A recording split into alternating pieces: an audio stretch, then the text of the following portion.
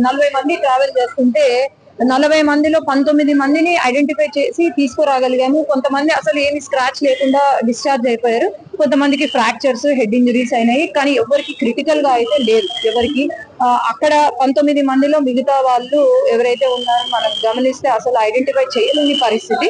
ఇంకో గంటన్నరలో ఎవరు ఏంటి అనేది ఐడెంటిఫై చేసి ఇన్వెస్టిగేషన్ చేసి దాన్ని ముందుకు పెడతాం. నేను హైదరాబాద్ లో ఉంటాను. ముసాపేట్ లో బస్ ఎక్కా.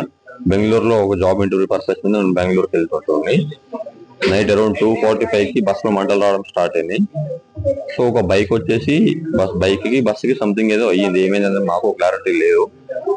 అప్పుడు ఏమైందంటే బైక్ బస్ కిందకి వెళ్ళిపోవడం జరిగింది. దానివల్ల స్పార్క్స్ రావడం వల్ల మంట రావడం స్టార్ట్ అయింది.